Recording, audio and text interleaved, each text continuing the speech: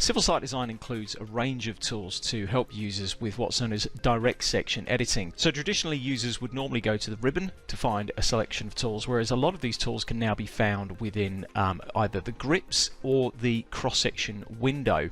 Now with this particular example, what we're going to do is take this road string that I've created, and you can see here we have just some standard codes here. We have a saw cut on the left, an EB code on the left, and one on the right. They all need to be repositioned. The right side needs to be repositioned onto the existing surface using this particular alignment. The left-hand saw cut needs to be matched onto the alignment, and the left edge of bitumen needs to be matched onto this alignment here, but on that alignment we have a profile string. Running through this in the normal manner, we would expect to go through the design data form. However, there is now an improved way in which you can access all of these tools and variations. First of all, if you left click on a string within the civil site design, you'll be presented with grips. Now these grips occur wherever you have samples, and due to the geometry of this particular road, I've got a lot of extra samples going in. I can access a range of tools by hovering over the grip, and then a pop-up menu will appear with a variety of different tools and functions. So what I may want to do here is open up the design data form or open up the vertical grading editor for this string. However, there is an additional tool that is used now to access the design data, and if I click on the open section design data button, this form is presented. This will provide me with information about templates, variations and batters that are being applied at that particular cross section. I can use this tool to review and edit the template being applied. I can also use this tool to add or make variation changes. So I'm going to do this to the right hand side, so I'm going to move this form over. I'm going to click on the add icon, and these variations all exist in the design data form, but we've kind of rebadged them and recategorized them in this form to make it a bit easier.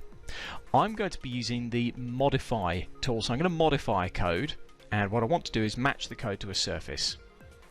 The form pre-populates with some information. The code that I want to use is going to be the right edge of bitumen. The surface I want to match onto is the NS. And would I like to use an alignment? Yes I do, and we've got one in here called Eyelet Street Right EOB. Now all I need to do at this point is click apply. The form will automatically go and make those changes and also update the model at the same time. Now if I close this form down, and I'd now decide maybe I want to see a cross section, if I left click on a grip, hover and go view cross section, I'm in a position to also make the changes through this form.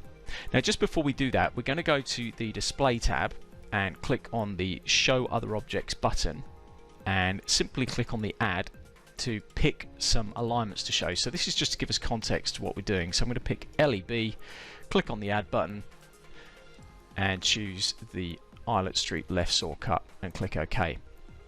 So the position of my saw cut will be here and my LEB will be here. To make the change to the saw cut and the LEB through this form or this window, we can actually right click near the code.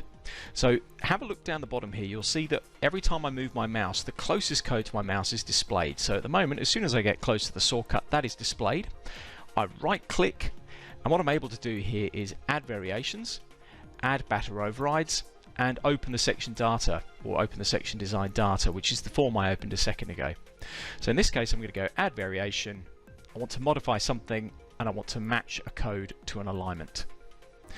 The form automatically pre-populates. Because I hovered near the code, it automatically pre-populates the LSAW for me. I can then choose change offset and level, pick the alignment that I want, which in this case is the left saw cut, and click apply. And automatically the software will go ahead and make that change for me. The last code that I need to change is the LEB. Now as I said, there's a profile string sitting over the top of this alignment, so I want it to match and use the elevations of that string. I can right click near the LEB, noting the code down the bottom, add variation, modify section, match code to string. Then all I'm going to do in here is change the offset and level, ensuring that's picked, and then pick the string that I want to use, which in this case will be the Eyelet Street left EOB, and click apply. Obviously the elevations of that profile string need to be managed, but very quickly I'm able to do these direct section edits just by right clicking. If I want to manage these edits, all I need to do is right click, open section design data, and any design variations or batters and templates that occur at the particular cross section are displayed for me to edit.